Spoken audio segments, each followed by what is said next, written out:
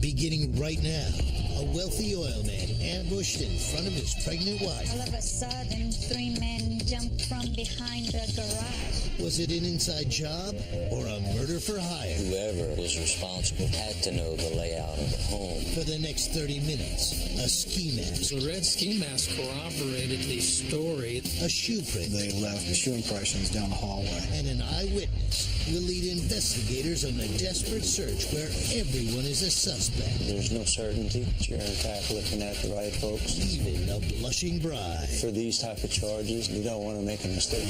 Forensic Files begins now.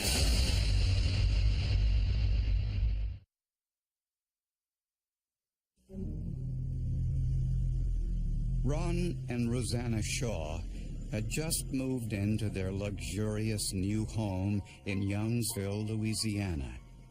But they still had some things to do before the birth of their new baby. On this night, Ron helped his pregnant wife by doing the grocery shopping. Ronnie put 2 bags of groceries on my arms. We started walking towards the house. And all of a sudden, 3 men jumped from behind the garage.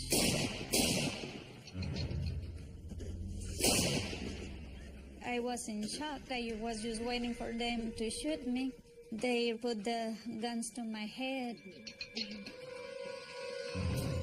They told Rosanna to open the safe in the master bathroom.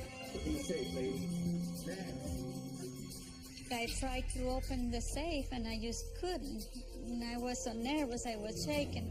Then he said, "You better open it this time or I'm gonna kill you." Rosanna finally remembered the combination. He was disappointed. I guess he was expecting a lot of money, a lot of cash in there, but it wasn't a lot. The men took $7,000 in cash and a box of jewelry.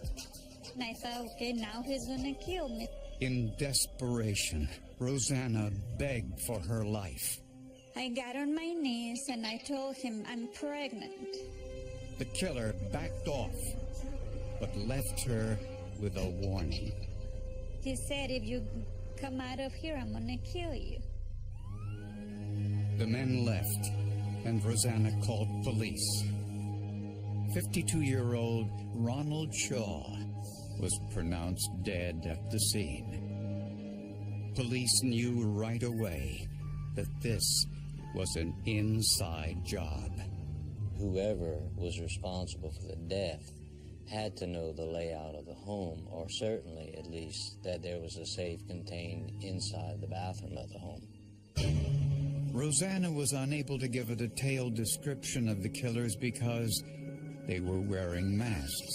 I could tell they were young, they were black males, and the first one was wearing a red ski mask with some black around the eyes. He's the one that was very close to me. He had some gold teeth. Ron Shaw was a successful oil man. He had developed the concept of placing global positioning satellite chips in his drill bits, which improved accuracy when drilling for oil. Although the Shaws were a wealthy couple, police weren't sure the motive was robbery. They left jewelry in the safe. They left an additional $5,500 in the safe, gold coins that were valuable. He had $1,133 in his pocket. He had a Rolex watch on his arm, and none of these were taken. And police found the box full of jewelry several hundred yards behind the Shaw's home. We had considered that the motive may have been a murder for hire as opposed to a robbery. The question was, who wanted Ron Shaw dead? Ron Shaw's murder was a major news story in Louisiana and the entire Gulf Coast region. It was huge. It was characterized as a well-organized home invasion of people who the police believe laid in wait for the Shaw family. The victim was portrayed as a very wealthy business executive. And then to have him killed in front of his wife certainly hit a nerve with society in general. The Shaw's home was only a few months old. Not all of the landscaping had been completed, and this produced the first piece of evidence. It's a new construction. There was builder sand in the back of the house, so as the suspects stepped in that sand in the back of the house and went through the house, they left real nice shoe impressions down the hallway.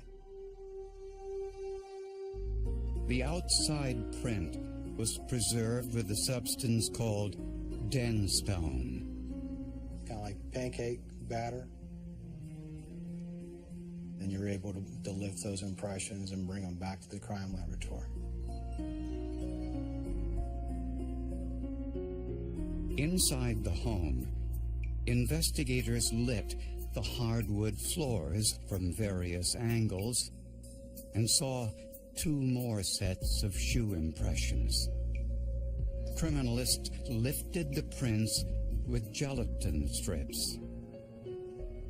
You roll the gelatin with the black side down onto your question shoe impression. And when you peel it off, the adhesive in the gelatin adheres to the dust particles on the floor. With some research, investigators identified the prints outside as a pair of size 10 Nike Air Jordans. The perpetrators inside also wore Nike shoes. One wore the Air Metal Force model, the other the Shox trainers. When police interviewed the neighbors, several of them said they saw a burgundy-colored car parked a short distance away from the Shaw's home. The vehicle was occupied by black males. Either they observed these black males within the vehicle or standing outside the vehicle. But it was parked in front of a vacant lot in this particular neighborhood, so it did stand out. And about a mile from the crime scene, search dogs found a potentially crucial piece of evidence. While they were walking around on the roadway, they discovered a red ski mask with blue outlines on it next to the roadway, which was in direct line of sight to the rear of the victim's property. This ski mask, red with dark trimming around the eyes, was similar to the one described by Rosanna Shaw. At Ron's autopsy, the medical examiner confirmed that Ron Shaw was shot 3 times with a .38 caliber weapon. There were 2 torso shots. One of those torso shots, the bullet remained. The other torso shot, the bullet went all the way through his body. In the yard, investigators found the projectile that passed through Shaw's body.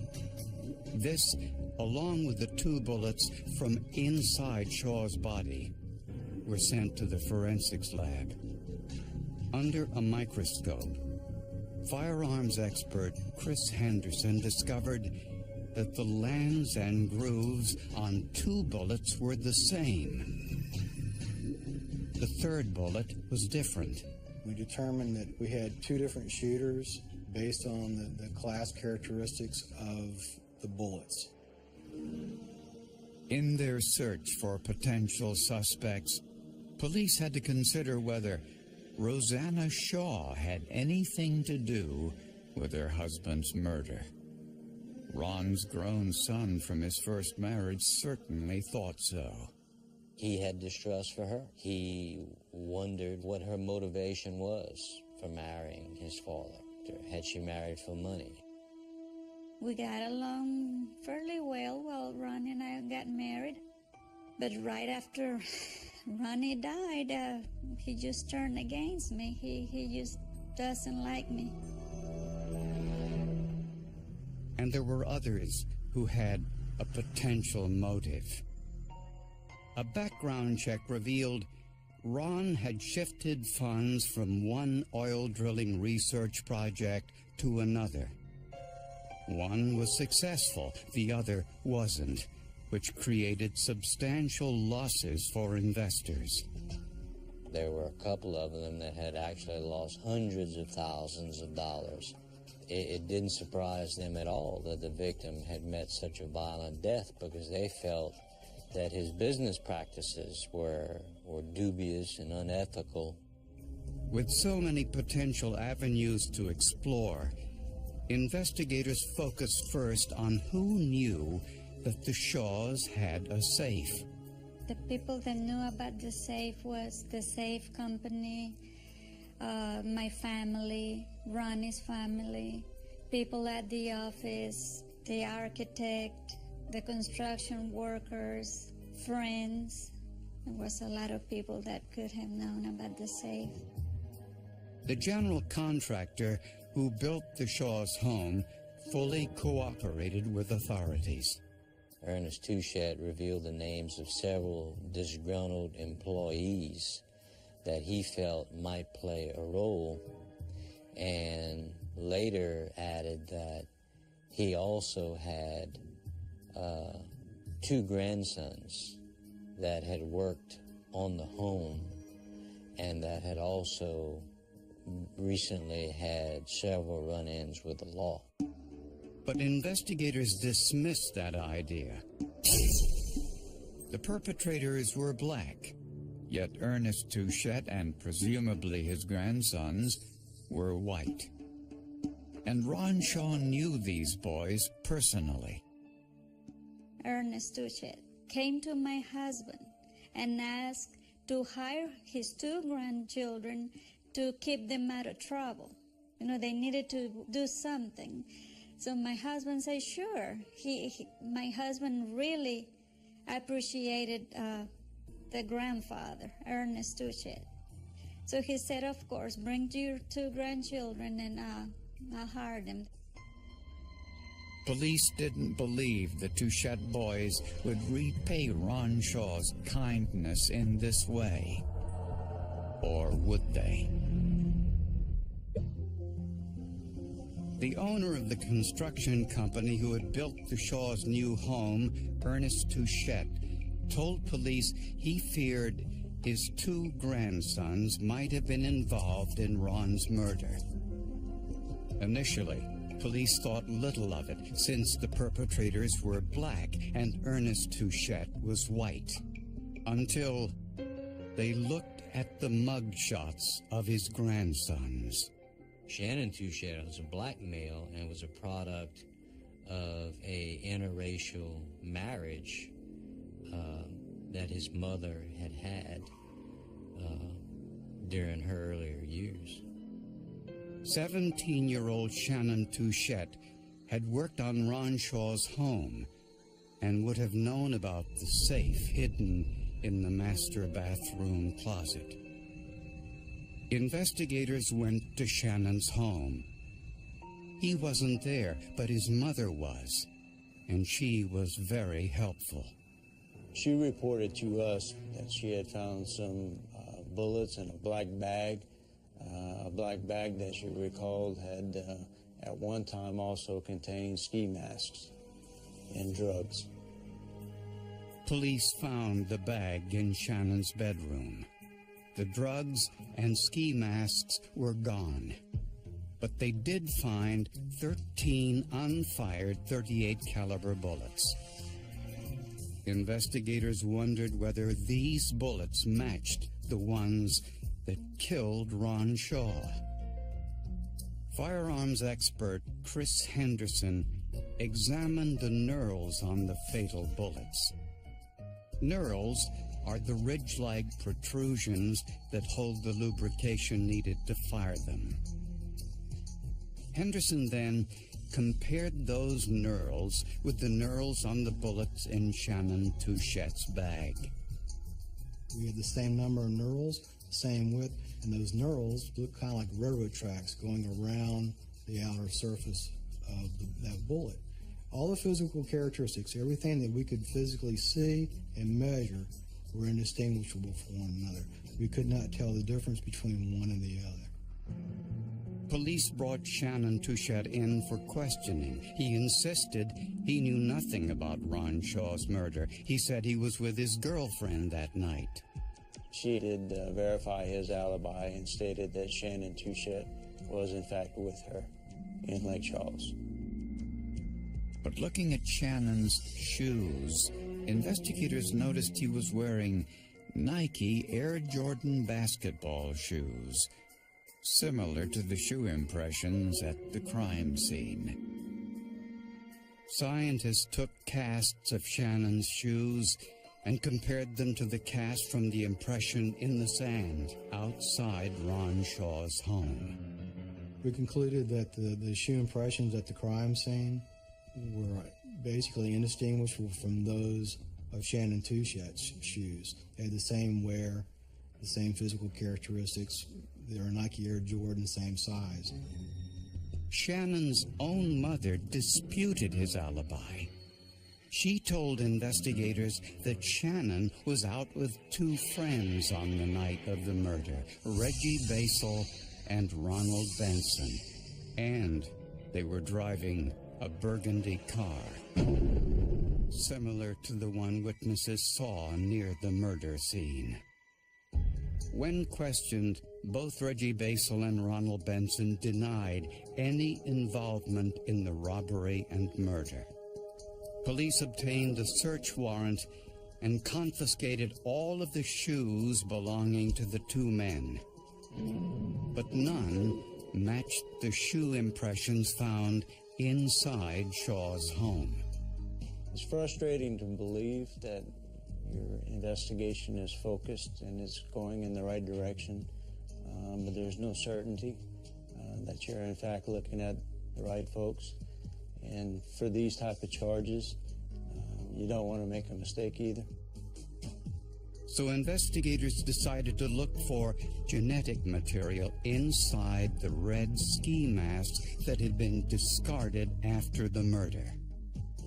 The forensic scientist turned the mask inside out and swabbed around the mouth area, hoping to pick up cells from saliva. We're using the entire surface area of the swab to collect as much of the potential cellular material that's there, and then basically we just let the swab air dry and hopefully we'll have some DNA on those swabs. Using a DNA test called STR, or short tandem repeats, scientists found DNA from 3 different individuals inside the mask. But investigators needed to know who was wearing the mask before it was discarded. To find out, they analyzed the swab from the ski mask to determine who left most of the saliva behind. And the results of this test were clear. In this case, the major contributor DNA matched that of Ronald Benson. The red ski mask was very important because it corroborated the story that we were able to receive from Mrs. Shaw. Mrs. Shaw indicated that the person with the red mask was the most aggressive in the robbery. The identity of the other 2 DNA profiles in the mask was inconclusive. The ski mask implicated Ronald Benson. The shoe impression outside the Shaw's home implicated Shannon Touchette. But there was no forensic evidence linking Reggie Basel to the crime. As an investigator, that's a little hard to swallow. You know, that's a little hard to leave in the end of the day with, knowing that there's nothing else you can do and you feel fairly certain of who's responsible for doing it. Investigators hoped that would change. Shannon Touchette, Reggie Basel, and Ronald Benson were all arrested for the murder of Ron Shaw.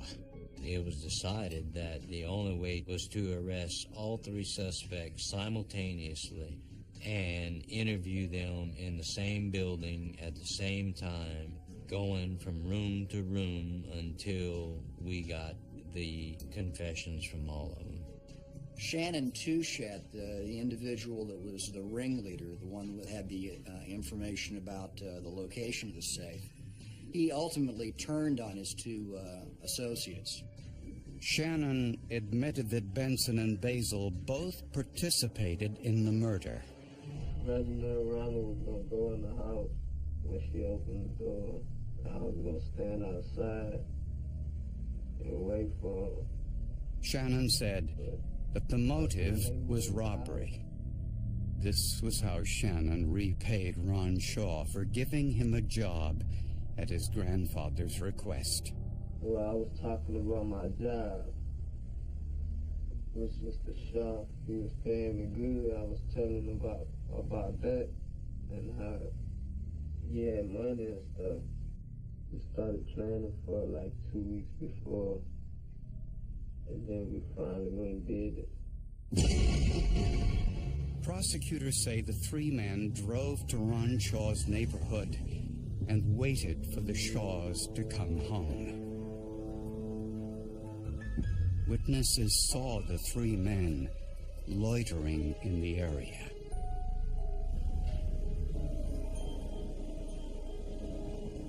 When the Shaws arrived, they were ambushed. Ronald Benson fired twice. Reggie Basil fired the third shot. Shannon Touchette stayed outside, leaving the shoe impressions in the sand. Benson and Basil took Rosanna inside and forced her to open the safe. For reasons that are unclear, they didn't take all of the valuables inside the safe. But they spared Rosanna's life. I think my daughter saved my life that night. When I told that man that I was pregnant, he just did something to his mind that decided not to kill me, and yes, my daughter saved my life. While running to the getaway car, they dropped the box full of jewelry. As they drove away, Benson threw his ski mask out of the car, unaware that it contained his DNA. Shannon Touchette left ammunition matching the fatal bullets in his gym bag. The murder weapons have never been found, nor the shoes that left the impressions inside the Shaw's home. Shannon Touchette and Reggie Basil both pled guilty to first-degree murder and aggravated robbery and were sentenced to life in prison. Ronald Benson chose to go to trial. The jury found him guilty. He got the same sentence, life in prison. Investigators point to the case as a classic example of basic police techniques and forensic science coming together to get a conviction. The forensic efforts on the part of our crime lab were invaluable to a final conclusion in this case. Without them, there would have been no conviction for any of the three defendants. It was amazing to me, about the DNA, the shoe prints, all the evidence they can gather from the crime place, that can help find out who did it. There's a lot of technology. If things are done right, everything falls into place, and sometimes a little bit of luck helps.